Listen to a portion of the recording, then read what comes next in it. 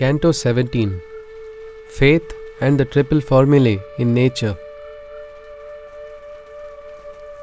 Arjuna asked, O Krishna, what about those who follow not the scripture and yet perform sacrifices with a faith of the highest stature? What is the underlying nature of their devotion? Which of the three, Sattva, Rajas or Tamas, is their action? Sri Krishna replied, a triple combination of the natures, it may be told. Listen, for I shall verily explain their faith threefold. Whichever of the three qualities is dominant, in that being, that nature of faith is predominant. O Arjuna, the faith in every being is distinct, depending purely on the soul's natural instinct. Made up of faith is the inner embodiment living. However his faith is, that way is the being. The men of Sattva offer their oblations to the gods, those of Rajas to the brute beings and wealthy demigods,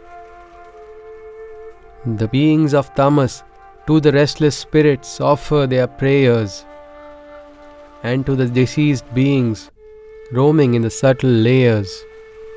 Against the teachings of the scriptures celestial, they perform the austerities violent and bestial, powered by their egos and propelled by arrogance.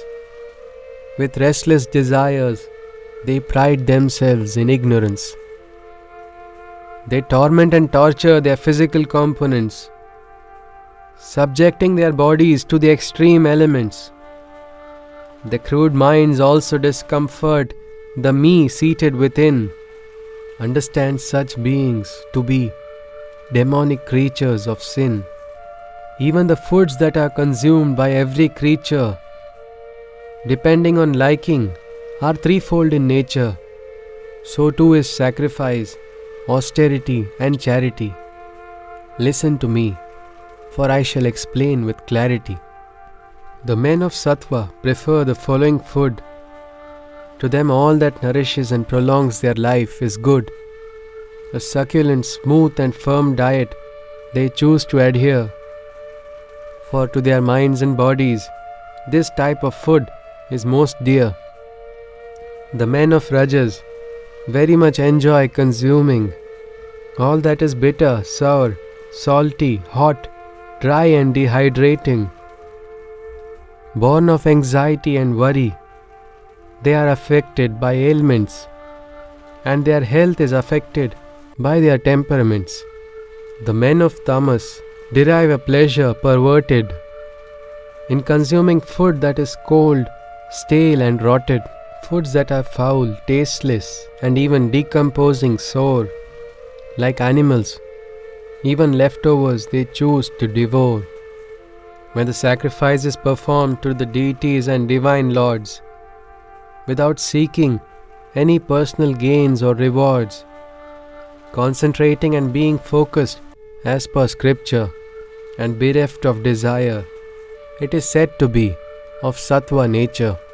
But those sacrifices that are performed with desires, O Arjuna, when for material benefits, when one aspires, accompanied by a flagrant exhibition and hype, no such sacrifices to be of the Rajas type. The sacrifices performed against the scripture, without following any proper procedure, devoid of faith, mantras, offerings of food or charity, such a sacrifice is said to be tamas in quality. Worshipping the Godhead, the spiritual master, the man of wisdom, the immaculate, the Brahma's seeker, the liberated, the non-violent and the celibate, all as a way of bodily penance, one can postulate. Uttering words that cause others no disturbance, speaking the truth with kindness and tolerance, studying the principles that the scriptures ancient preach. All these together constitute the penance of speech. With a blissful mind, maintaining a balance and controlling the mind with a resolute silence, thus engaging in the inner cleansing.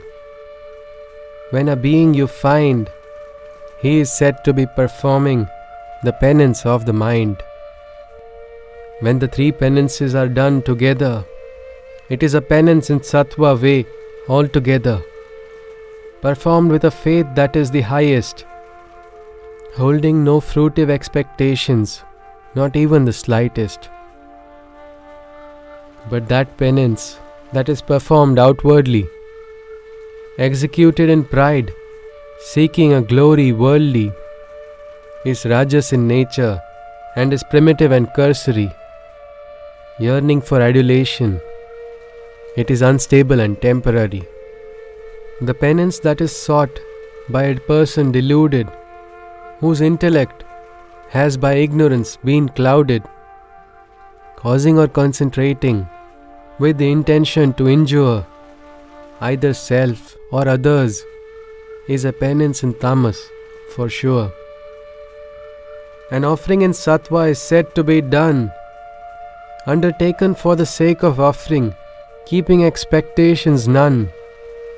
Precisely at the right place and moment, the offering is successful to bring forth the betterment of the recipient. It is bountiful. A donation in rajas is said to be effected when unwillingly or with ego it is executed.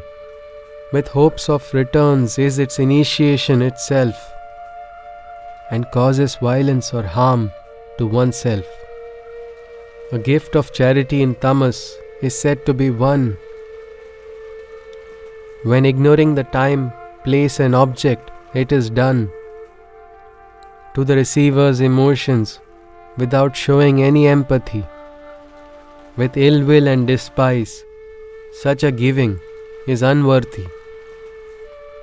Many aeons ago, this triple formula was conceived. By the same sacrifice, the Vedic knowledge was received. The mantra Om Tat Sat, with Om the primordial syllable, Tat the eternal Brahman, Sat is the highest truth cognizable. That is why the knowers of the Vedic sciences chant and meditate, and all their sacrifices, offerings and actions with Om they initiate. By the principles of the scriptures they firmly stand, and the meanings of their procedures they understand. Tat is concentrated upon profusely, without seeking any fruits. It is pronounced verily by the awakened seekers of liberation. During penance, offerings and sacrificial action, Sat is the all-pervading goodness in existence and is the ultimate truth's significance. O Arjuna, the word Sat is also used to define the best amongst existences, supremely divine. In penance, sacrifice and offering, he who is firm, such a being's actions are in Sat, one can thus affirm. Holding a fundamental view in doing the right actions, performing austerities, sacrificial offerings and oblations, penance, charity and sacrifices by the beings ill-informed, O Arjuna, without faith when they are performed, they are termed asat and detriment the soul's progress, and neither in this nor the next world do they bring success. Thus ended the 17th canto of the Bhagavad Gita, where Sri Krishna elucidated to Arjuna the triple phenomena governing all existences in nature's existence.